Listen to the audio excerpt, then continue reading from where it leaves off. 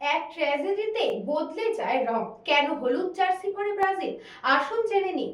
Football বিশ্বে ব্রাজিলের হলুদ জার্সি একটি আবেগের নাম। ব্রাজিল ন্যাশনাল ফুটবল টিমের পরিচয় আজ এই জার্সির সঙ্গেই ওতপ্রোতভাবে জড়িত। তবে অনেকেই জানেন না এই হলুদ জার্সির জন্ম হয়েছিল একটি জাতীয় ট্র্যাজেডির পরে। 1950 সালে নিজেদের মাটিতেই 1950 ফিফা ওয়ার্ল্ড কাপ আয়োজন করেছিল ব্রাজিল। তখন তাদের জার্সির রং ছিল সাদা। রিও ডি জেনেইরোর মারাকানা স্টেডিয়ামে উরুগুয়ের কাছে 2-1 গোলে হেরে যায় স্বাগতিকরা। এই ঐতিহাসিক পরাজয় আজও মারাকানা জো নামে পরিচিত। সেই হারের পর সাদা জার্সিকে অশুভ মনে করে নতুন জার্সির পরিকল্পনা করা হয়। জাতীয় পতাকার রং ব্যবহার করে নতুন নকশা তৈরির প্রতিযোগিতায় জয়ী হন এক তরুণ। তার ডিজাইনেই তৈরি হয় আজকের বিখ্যাত ক্যানারিনহো জার্সি। হলুদ শার্ট, সবুজ কলার, নীল শর্টস ও সাদা মোজা। 1954 সালে প্রথমবার এই জার্সি পরে মাঠে নামে ব্রাজিল। এরপর এই জার্সি গায়েই তারা জিতেছে 5টি বিশ্বকাপ: 1958, 1962, 1970, 1994 এবং 2002 সালে। ফলে হলুদ জার্সি হয়ে ওঠে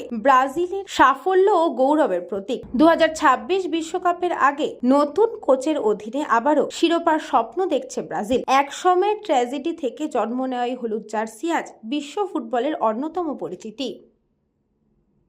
নিউজ বঙ্গ time. St. Augustine's Day School, Barrackpur.